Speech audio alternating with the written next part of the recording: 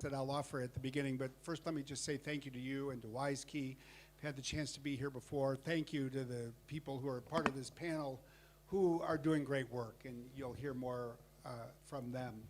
I just would just offer two thoughts about where we are today and why I think this conversation is so important. The first is I really feel that with the passage of time, the principles that are in the Tech Accord have proven to be even more important. There's fundamentally 4 principles, but it really starts with the notion that those of us who work in the tech sector have a responsibility to work together to defend our customers from cyber attacks from other people. It's fundamentally about the defensive role that we play in the world, that we refrain from helping governments attacking innocent civilians, that we work together, to build capacity and to respond when people are in need. And it was a great thing when it started. It has become, I think, even better over time because people like the ones you're going to hear from have made it real. They've taken on specific projects. We've worked together around the world.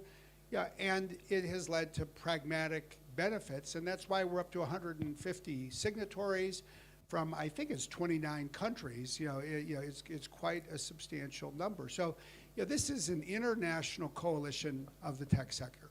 But the second thing I would just highlight is that I think as we come together in 2022, this is in fact more important than ever.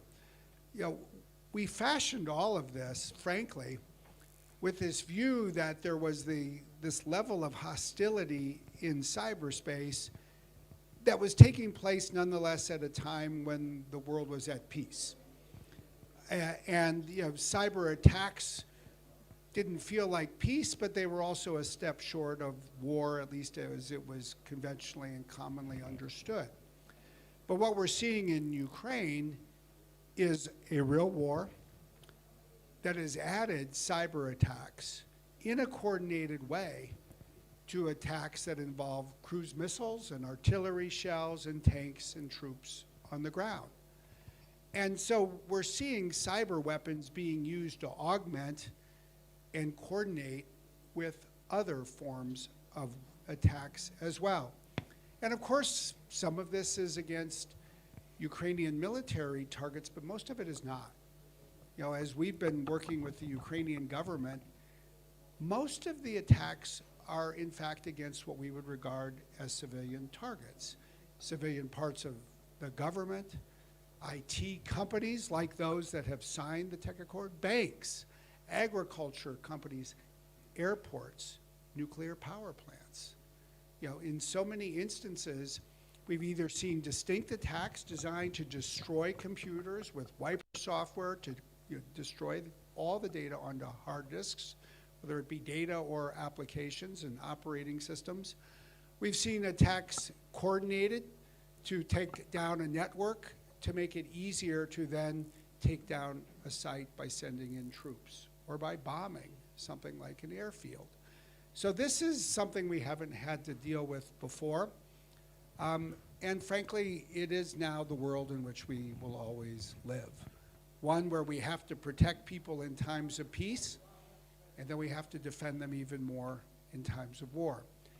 Interestingly, and the last thing I'll say is, if you really talk to people who for the last 180 years have been focused on humanitarian needs and humanitarian obligations in times of war, it's really been about the role of governments. Governments fight wars, not companies.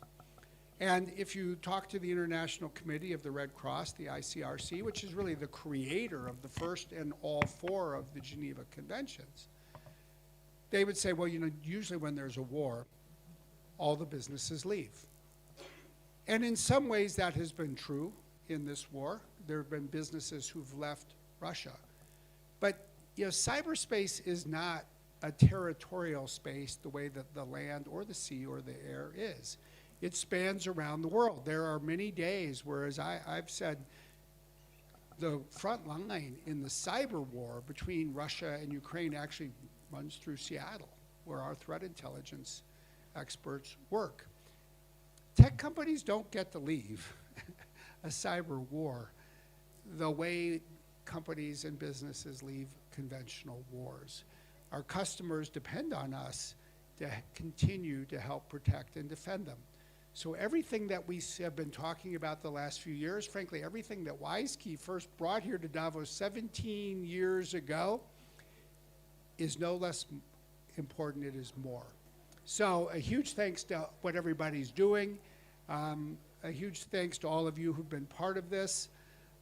Every year I think, wow, it's hard to imagine this becoming even more important or more dramatic, and for better and mostly for worse, every year it does.